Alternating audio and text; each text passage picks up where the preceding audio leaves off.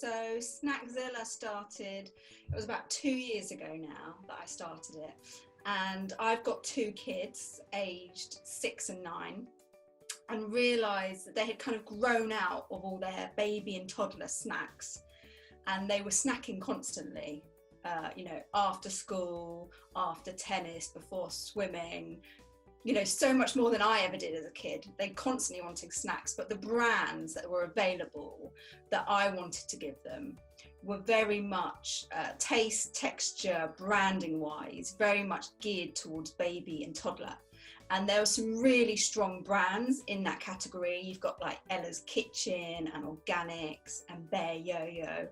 And I kept thinking, well, what is there after that? What's the next step? And as my kids are getting older, they are wanting adult snacks. They're wanting Oreos, Maryland cookies, junk food. And it just dawned on me that there was a massive gap in the market for something that can take kids out of baby and toddler, but pre-adult. So it wouldn't have palm oil in, it would have reduced sugar, nutritionally kind of formulated to kids aged 5 to 13, but brand-wise, really speak to them. So it's cool, it's a bit edgy, it's a bit more grown up, it's not too babyish.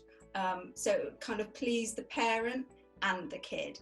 And I did about 6 months of research and spoke to loads of parents, loads of research at the British Library about kind of the trends in snacking and healthy kids snacks, and realised, that no one else was really doing it, that people had tried to do it and failed. And I just saw it as a challenge that I really wanted to go for it. So Snackzilla was born. So we're definitely targeting older kids, and we've just launched with a range of cookies. So I kept thinking, well, what is this product going to be for kids? What do all kids on a whole like? And the answer was biscuits. I mean, in my house, we're all biscuit addicts.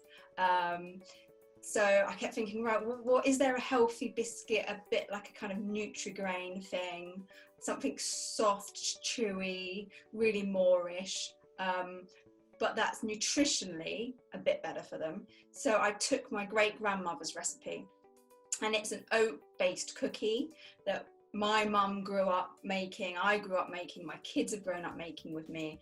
And that was the first step, taking that recipe and trying to adapt it for the market.